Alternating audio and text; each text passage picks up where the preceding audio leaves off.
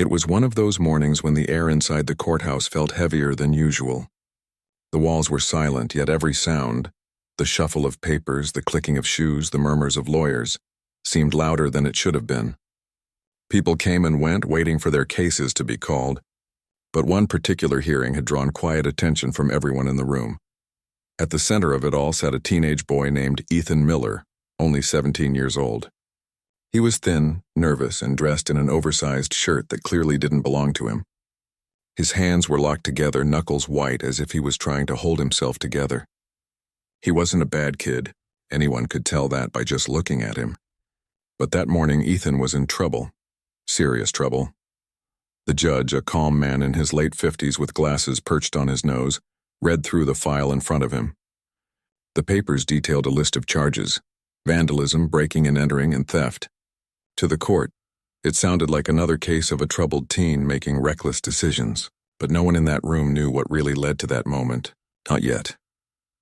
Ethan's mother sat quietly in the back row, her hands clutched around a small tissue.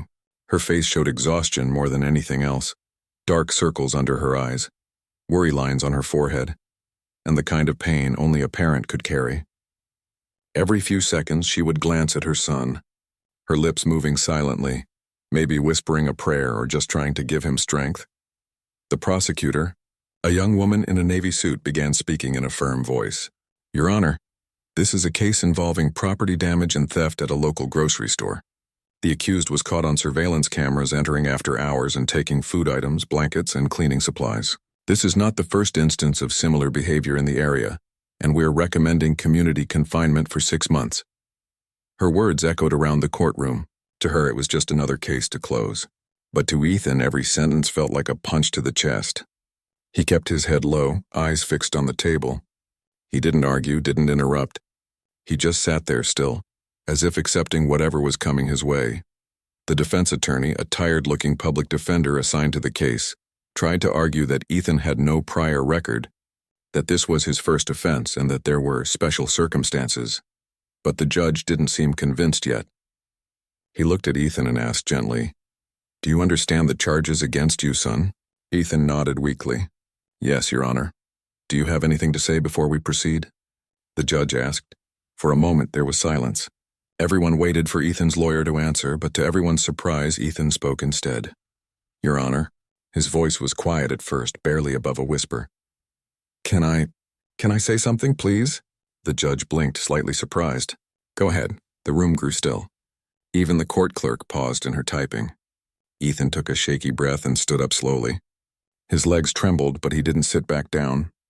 His lawyer turned toward him, about to stop him, but something in Ethan's eyes made him stay silent. Ethan looked straight at the judge. "I know what I did was wrong.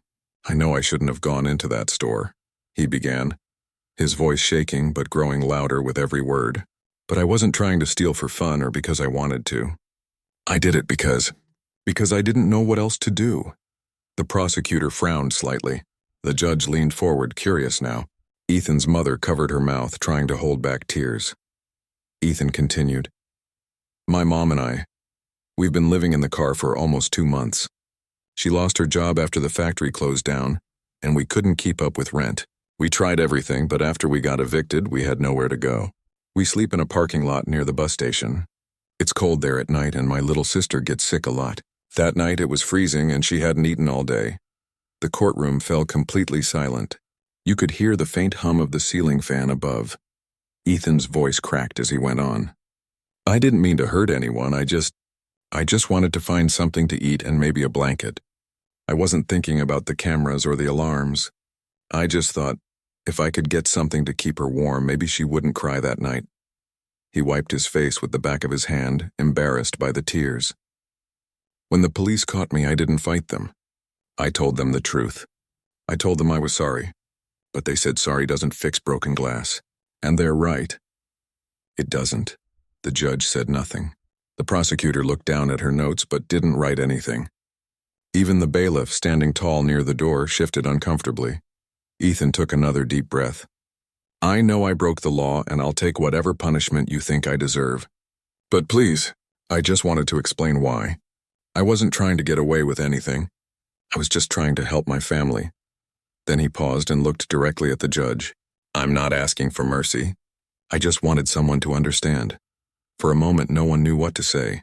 The room, once filled with legal chatter and cold procedure, had become painfully human. The judge leaned back in his chair, staring at Ethan with an expression that was hard to read. Part shock, part compassion, and part disbelief. Ethan's mother quietly sobbed in the back row. Her tears weren't just sadness, they were a mix of guilt, love, and heartbreak. She had wanted to speak earlier, to explain everything herself, but her son had found the courage first. After what felt like forever, the judge cleared his throat. "Thank you, Ethan," he said softly. "Please sit down." Ethan sat, his shoulders heavy, his heart pounding. He didn't know if speaking up had made things better or worse. He only knew that he had told the truth, and that somehow that felt like the right thing to do. The judge looked at the prosecutor, then back at Ethan. "This is unexpected," he said, his voice quieter now. "I appreciate your honesty, young man." For the rest of that hearing, things felt different. The tension had shifted. The people in the room no longer saw Ethan as just another juvenile case. They saw him as a scared teenager, trapped in a situation he never asked for, trying to protect his family the only way he knew how. Even the court reporter, who had typed countless testimonies before, blinked away tears. It wasn't just another case. It was a story about struggle, love, and the kind of desperation that makes people do things they'd never imagined doing. As the hearing wrapped up for the day, the judge didn't make an immediate ruling. Instead, he asked to review the case further. "We'll reconvene after a short recess," he said gently. "Mr. Miller, I want you to stay seated. I'd like to speak with your attorney privately." When the gavel struck the wood, everyone stood up quietly. Ethan stayed in his chair, eyes unfocused, his mind spinning. His mother walked forward slowly, her hands shaking, and placed them on his shoulders. "I'm proud of you," she whispered. "You did the right thing." He didn't know if that was true. He wasn't sure if confessing would help or hurt. But for the first time in months, he felt lighter. He had carried that truth for so long, through cold nights in the car, through hunger, through fear, and now it was finally out. Whatever happened next, at least someone had listened. The bailiff signaled for them to wait, and Ethan sat back down, glancing toward the judge's empty chair. He wondered what the man was thinking behind those closed doors. He wondered if telling the truth would really change anything. No one in that courtroom could have guessed that Ethan's confession, those few trembling minutes, would soon ripple far beyond those four walls. It would touch lives, shift perspectives, and remind people that sometimes justice isn't about punishment at all. It's about understanding what someone has been through before they ever stand before a judge. But at that moment, Ethan didn't know any of that. He just sat quietly, staring at his hands, feeling the faint warmth of his mother's touch on his shoulder, and for the first time in a long time, he felt something that almost felt like hope. The courtroom was still and silent when the judge returned from his brief recess. The quiet stretched for so long that even the soft rustle of papers seemed loud. Ethan sat with his hands folded tightly, staring down at the table in front of him. His heart felt like it was beating too fast, and every sound, every cough, every whisper made his stomach twist. The judge looked different when he came back. His face wasn't cold or distant anymore. There was something softer in his eyes, something that wasn't there before. He adjusted his glasses, took a deep breath, and spoke in a calm, steady tone. "Ethan," he said slowly, "thank you for speaking honestly earlier. What you said was difficult, and I understand that it took courage." Ethan didn't know how to respond. He just nodded slightly, his throat tight. His lawyer gave him a small nod of encouragement, though he looked as surprised as anyone. The judge continued, "Before I make any decisions, I want to understand more about your situation. Tell me about your family, about your mother and your sister." Ethan hesitated. "My mom's been trying really hard," he said softly. "She lost her job a few months ago when the factory closed. She's been looking for work since then, but it's been tough. She's doing her best." He swallowed hard, trying not to cry again. "My sister's only 8. She doesn't really understand what's happening. We tell her we're camping, but she knows. Kids know more than we think." The judge's expression tightened slightly, and he glanced toward Ethan's mother, who sat trembling in the back row. She nodded, tears streaming down her face. "I tried to help," Ethan went on. "I did odd jobs, cleaned up parking lots, carried groceries for people. But sometimes, even after all that, we didn't have enough. That night, my sister hadn't eaten since morning. It was so cold that her lips were blue. I couldn't stand it anymore. The room stayed completely quiet. Even the prosecutor had stopped taking notes. Her pen rested on the table, forgotten. She was staring at Ethan like she was seeing him for the first time. Not as a defendant, but as a scared kid trying to keep his family alive. I didn't want to break anything, Ethan said again. I didn't know what else to do. I thought I could get in, grab what we needed, and leave before anyone noticed. I didn't think about cameras or alarms. I just thought about my sister crying in the back seat saying she was hungry. His voice cracked, and for a moment he couldn't go on. The judge reached for a tissue box on the desk and quietly slid it toward him. Ethan gave a small nod of thanks, wiped his eyes, and sat back down. There was a long pause. Everyone seemed to be holding their breath, waiting for the judge to say something. But he didn't speak right away. Instead, he just looked at Ethan for several seconds, long enough that Ethan began to wonder if he'd made things worse by talking so much. Finally, the judge leaned forward. Ethan, he said, I want you to know that I've heard every word you said. I've been doing this job for over 20 years. I've seen people lie, make excuses, and try to twist their stories. But I can tell when someone's speaking from the heart. Ethan blinked, unsure what that meant. The judge turned toward the prosecutor. Counselor, he said, I'd like you to confirm. Nothing was taken besides food, blankets, and household items, correct? The prosecutor nodded slowly. That's correct, Your Honor. No money, electronics, or valuables were taken. The judge nodded. Thank you. He turned back to Ethan. And when you were arrested, you didn't resist, correct? No, sir, Ethan said quietly. I told them everything. The judge sighed, rubbing his chin thoughtfully. That's what I thought. He sat back, folding his hands. Ethan, I can't pretend that what you did was right. Breaking into a store is still against the law, but I also can't ignore the circumstances that led you here. He paused, letting the words sink in. This isn't just about a broken window or missing food. This is about a young man trying to carry more than any teenager should ever have to. Ethan's mother quietly covered her face with both hands, shoulders shaking. The judge continued, his voice gentle now. Sometimes the law has to make room for understanding. That doesn't mean there won't be consequences, but it means those consequences should help you, not destroy you. He looked at the prosecutor again. I'm not ready to give a final ruling yet. I'd like to request a full social services evaluation on this family's situation. I also want to speak with representatives from the local youth assistance program. The prosecutor hesitated, then nodded. Understood, Your Honor. Then something unexpected happened. A woman sitting near the back of the courtroom, a volunteer from a local shelter who often attended hearings, raised her hand slightly. Your Honor, she said softly, if I may, our shelter has a few open rooms this week. We can offer temporary housing for the family until a longer solution is found. The judge's eyes softened. That's good to know, he said. Thank you. Ethan turned around to look at her, his eyes wide. He didn't even know the woman, but for the first time in months it felt like someone was finally offering a hand instead of turning away. The judge then looked at Ethan again. Do you see what's happening here? He said kindly. People want to help. You just needed to let them in. Ethan nodded slowly, emotion catching in his throat. The judge leaned back again, thoughtful. When I was your age, he said after a pause, I thought the world was simple. Good people followed rules and bad people broke them. But the older I get, the more I realize that life isn't that black and white. Sometimes people do the wrong thing for a reason that makes your heart ache. Ethan didn't know what to say. He just listened, every word sinking deep. I can't change what happened, the judge said, but I can decide how we respond. And I believe that understanding your story is the first step toward making sure it doesn't happen again. The hearing ended quietly that day. The judge didn't pronounce a sentence, didn't raise his voice, didn't treat Ethan like a criminal. Instead, he told everyone they would meet again in a week after the evaluation was complete. When the gavel came down, Ethan felt a strange mix of fear and relief. He wasn't free, not yet, but something had shifted.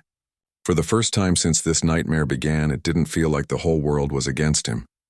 As people began to leave the courtroom, the judge called out, Ethan, could you stay a moment? Ethan froze, then nodded and waited as the others filed out. The room grew quiet again. The judge took off his glasses and rubbed the bridge of his nose. "Son," he said softly, "you did something brave today. You spoke the truth. Not everyone can do that." Ethan looked down. "I didn't want to lie anymore," he said.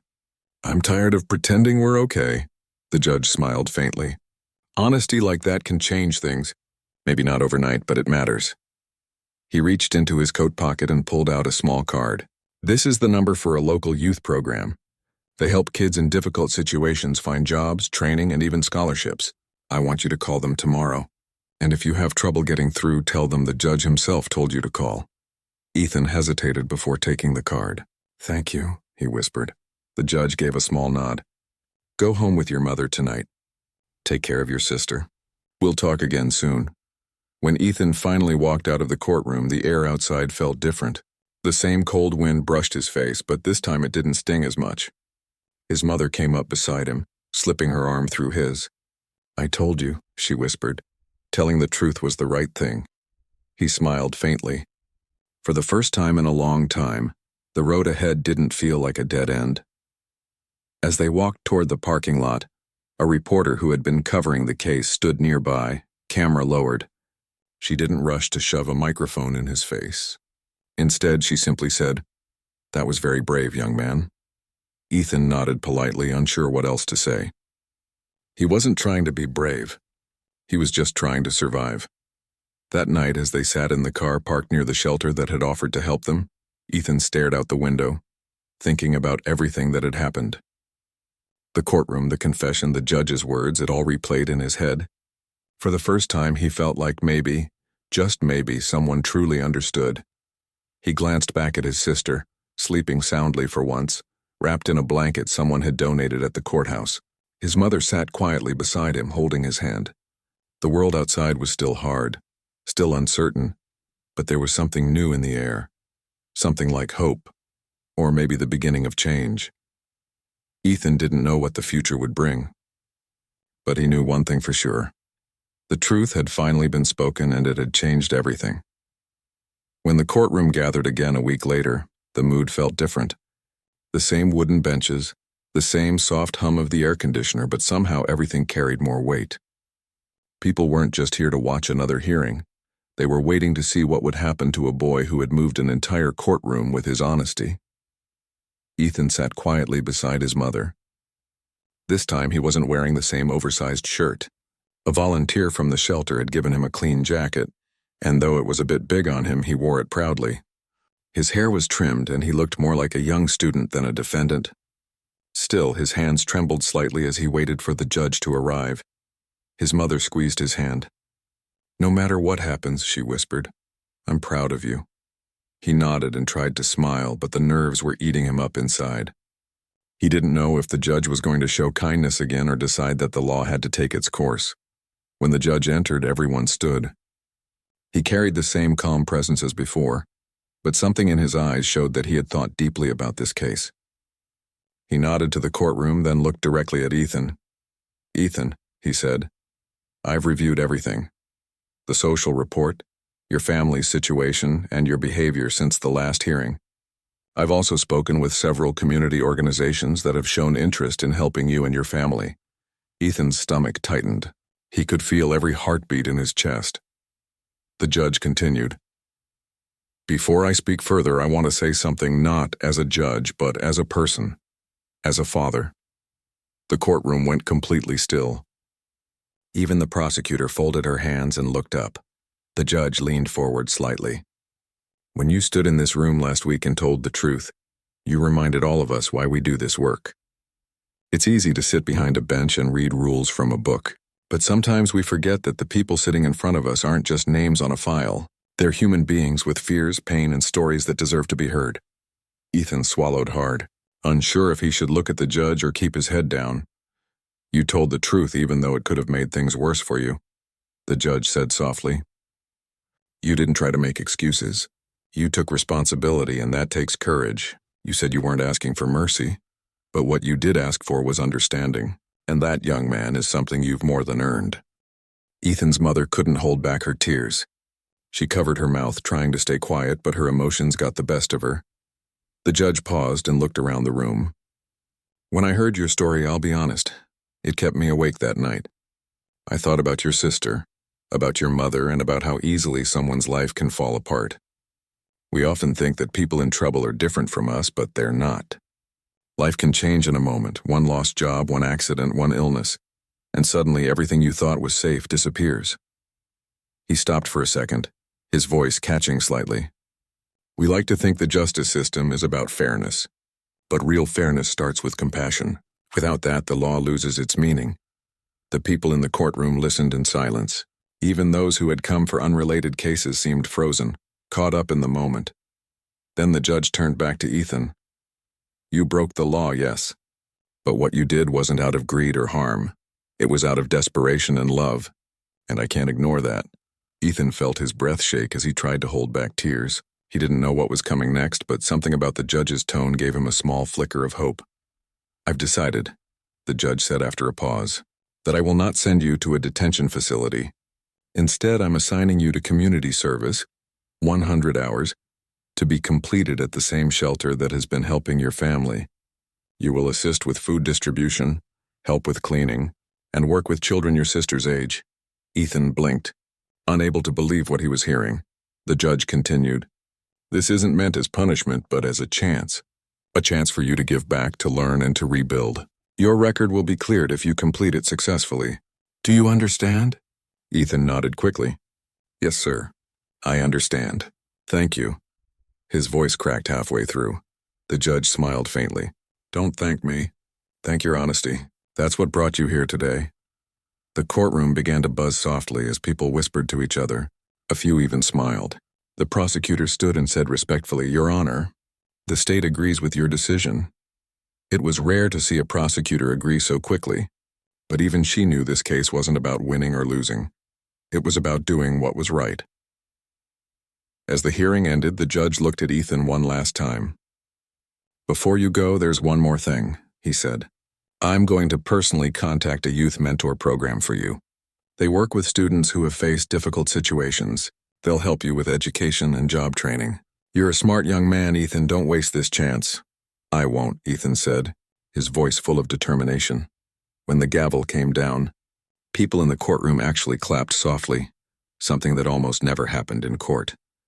It wasn't a loud applause, just a quiet ripple of support, but it carried warmth that Ethan had never felt before. His mother rushed forward as soon as she could, wrapping her arms around him tightly. You did it, she whispered, tears streaming down her face. You really did it. He held her close, both of them shaking with relief.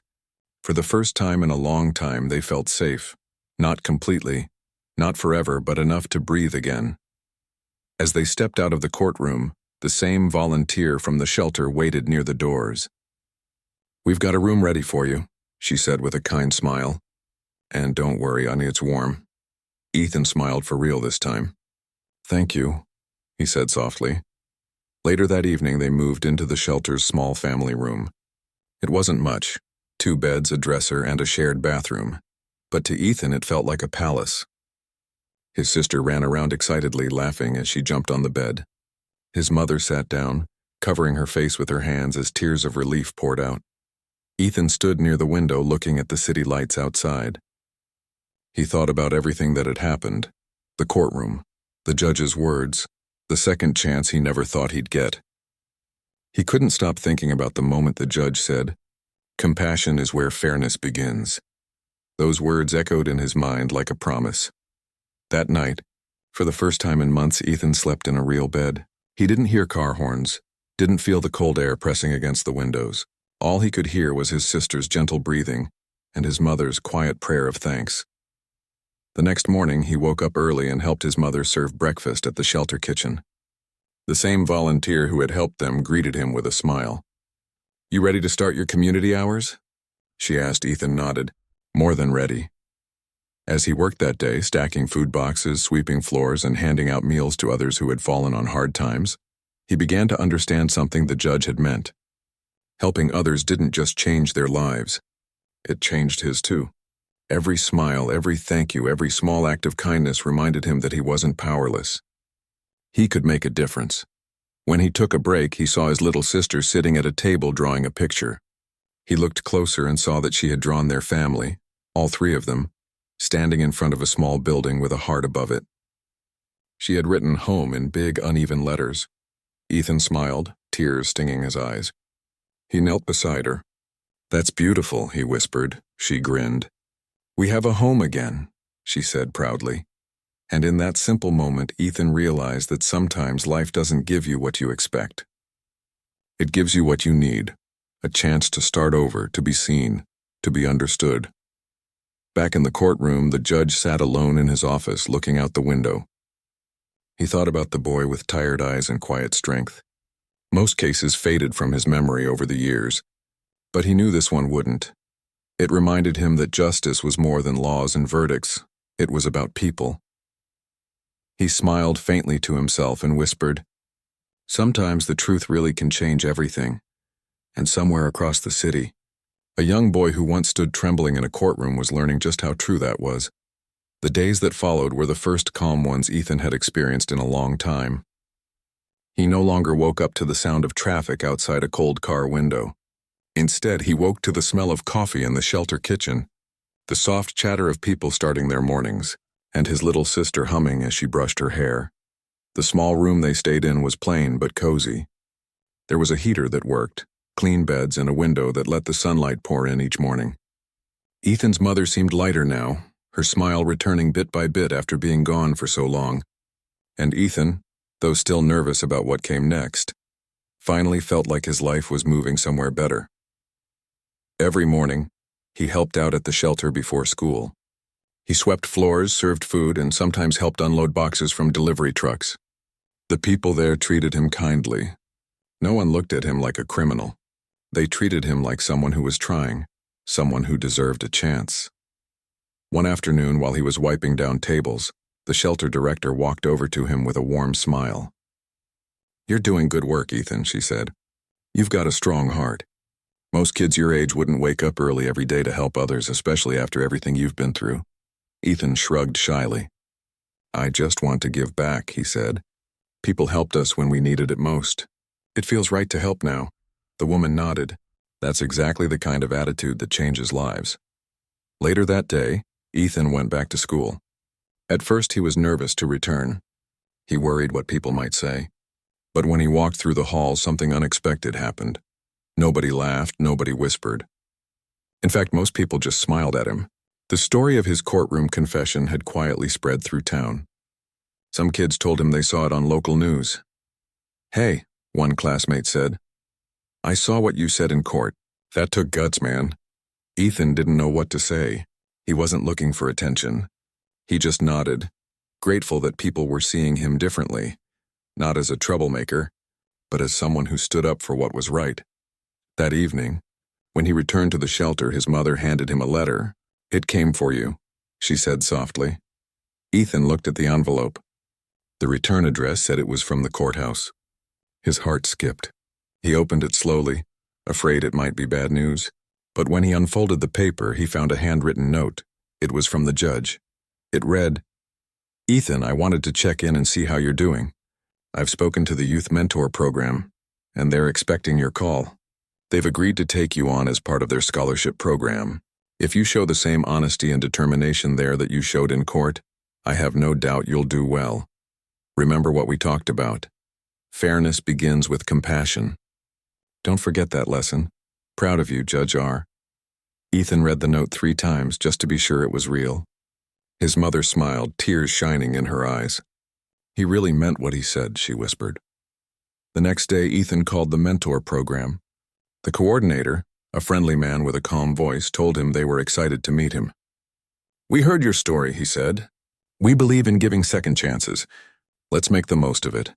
Ethan started attending the program in the afternoons after school. It wasn't easy. The days were long, and sometimes he came home exhausted. But for the first time in a long time, he had a goal. He learned skills like computer basics, resume writing, and even helped build a community garden near the shelter. The mentors there treated him like an equal, not like a charity case. One evening after class, the judge showed up unexpectedly at the shelter.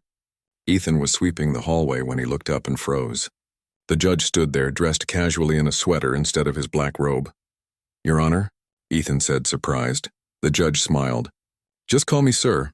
Or better yet, don't call me anything formal at all today. I'm off duty. Ethan laughed nervously. What are you doing here? I told you I wanted to see how you were doing, the judge said. And I meant it. He walked around, greeting the volunteers and chatting with the staff. When he saw Ethan's mother, he introduced himself politely and asked about her job search. She told him she had just started a part-time job at a local cafe. The judge nodded approvingly. That's good, he said. Every step forward counts. Later, the judge sat down with Ethan at one of the tables. You look different, he said. More confident, Ethan smiled. I'm trying. I've been helping out here and going to the mentor program. They've been great. The judge nodded. That's what I like to hear. You know, when I was your age, I didn't have much either. My parents worked hard, but we still struggled. I was lucky to have someone who believed in me. That's what I see in you and someone worth believing in. Ethan looked down, touched by the words. Thank you, sir. I won't let you down. I know you won't, the judge said softly. As he stood to leave, the judge handed Ethan a small notebook. Write things down, he said. Your thoughts, your goals, whatever you want. One day you'll look back at it and see how far you've come.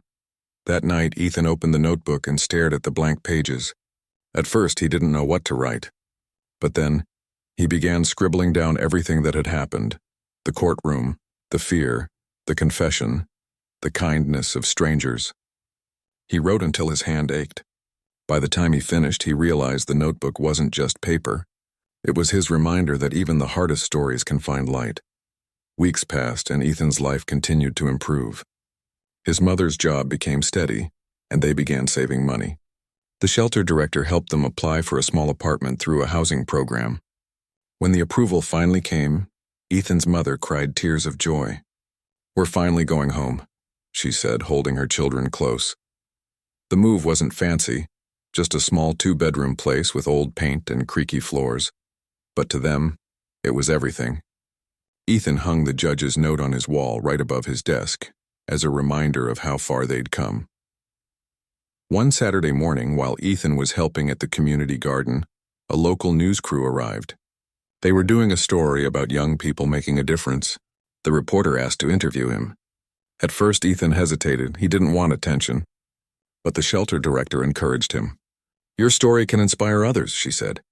You might help someone who feels like giving up. During the interview, the reporter asked, Ethan, what made you tell the truth that day in court, even though you knew it could get you in trouble? Ethan thought for a moment before answering. Because lying wouldn't have changed anything. I wanted people to know why I did it. I wasn't proud of what I did, but I wanted to be honest about it. And I think that honesty gave me a second chance. The reporter smiled. And what would you say to someone who's struggling right now like you were? Ethan looked straight into the camera and said softly, Don't give up. There are people who care, even when it doesn't feel like it. Sometimes help comes from the last place you expect, but you have to believe it's out there. When the story aired on local TV, it spread quickly online. People left kind comments saying how much it touched their hearts. Some even donated to the shelter in Ethan's name. The next time he saw the judge, the older man chuckled and said, Seems like you're becoming a bit of a local hero. Ethan blushed. I'm just doing what I can. The judge smiled. That's exactly what heroes do. As weeks turned into months, Ethan finished his community service hours. On his last day, the shelter staff gathered around him with a small cake and a card that said, Thank you for giving back. Ethan didn't expect it, and he almost cried when they handed it to him. That night, when he went home, his mother hugged him tightly. You've changed so much, she said. You're not the same scared boy who walked into that courtroom. You've grown, Ethan smiled. I just had people who believed in me. And as he looked around their small apartment, the warm lights, the family laughter, the smell of dinner cooking, he knew she was right. His life had changed, not because someone saved him, but because someone saw the good in him when he couldn't see it himself. Far away, the judge sat at his desk that same night, reading through a new case file. It was another young person, another mistake. He sighed and leaned back in his chair, glancing at a small photo on his shelf, a picture of Ethan smiling in front of the community garden, holding a shovel. It reminded him why he kept doing this work. Because sometimes all it takes to change a life is listening. Really listening. When someone finally finds the courage to speak their truth. And somewhere in that same city, Ethan looked out his window at the stars, holding the notebook the judge had given him. He opened it to the first page and added a new line.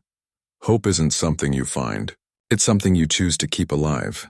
He closed the book, smiling softly. The future still scared him, but for the first time, it also excited him. He didn't know where the road ahead would lead, but he knew one thing for sure. It would be built on truth, kindness, and the second chance he had never stopped believing in. Years passed, and time moved quickly, faster than Ethan ever expected. What once felt like endless struggle slowly turned into steady progress. His small apartment with his mother and sister had become a real home. There were framed photos on the walls, plants near the window, and laughter that filled every corner. Ethan was no longer the nervous teen who once stood trembling in front of a judge. He had grown into a confident young man with calm eyes and a determined heart. He had finished high school with good grades, something that once seemed impossible, and had been, accepted into a community college nearby. But what truly amazed him was that he had been offered a small scholarship through the same youth mentor program that had changed his life years earlier. The letter announcing it had brought his mother to tears. She hugged him tightly, whispering, "You did it. You really did it." Ethan smiled and said softly, "We did it, Mom." He had chosen to study social work. He wanted to help others who were struggling, kids like him, who just needed someone to listen, someone to give them a chance. Even though life was getting busier, Ethan never forgot the people who had helped him.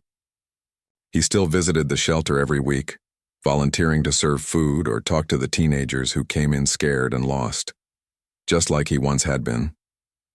Sometimes those kids looked at him with confusion. They saw a young man in clean clothes helping out with a bright smile, and they couldn't imagine that he had once slept in a car, that he had once faced a courtroom full of people staring at him in silence. When they asked why he helped so much, Ethan always said the same thing. "Because once, someone believed in me when I didn't believe in myself." One afternoon, the shelter director pulled him aside. "Ethan," she said, "I've been thinking. You've grown so much since the first day you walked in here. How would you feel about working part-time here while you're in college? You already know the people and you have the heart for this kind of work." Ethan was surprised, his eyes widening. "Really? You'd hire me?" She smiled warmly. "You've already been doing the job for years. Might as well get paid for it now." He laughed and shook her hand. "Thank you. I won't let you down." That night, Ethan told his mother the news over dinner. She couldn't stop smiling. "I'm proud of you," she said. "You're turning everything that once hurt you into something good." Ethan nodded, feeling a deep sense of peace. For the first time, he wasn't just surviving. He was building something real. A few months later, while working at the shelter, Ethan noticed a boy sitting alone at one of the tables. He looked about 14, wearing an oversized hoodie and staring at the floor. His hands fidgeted nervously as he picked at a torn thread on his sleeve. Ethan walked over and sat down quietly across from him. "Hey," he said softly. "You okay?" The boy didn't answer at first. He just shrugged. "Doesn't matter," he muttered. "Nobody cares anyway." Ethan smiled gently. "I used to think that too, but it's not true. Sometimes it just feels that way because life gets loud and it's hard to hear the people who actually do care." The boy looked up, confused. "You don't even know me." "You're right," Ethan said. "But I don't need to know you to care. I was where you are once, and someone did the same for me." That conversation lasted over an hour. The boy slowly began to open up, talking about his home life, the fights, the fear, the nights he spent wandering the streets. Ethan listened, really listened, just as the judge had once listened to him. Later, as the boy left with a small bag of food and a place to sleep for the night, Ethan felt something shift inside him. It was like his story had come full circle. He wasn't the scared kid in court anymore. He was now the person offering someone else a second chance. That night, Ethan pulled out the same old notebook the judge had given him years ago. It was worn now, its pages filled with thoughts, lessons, and sketches.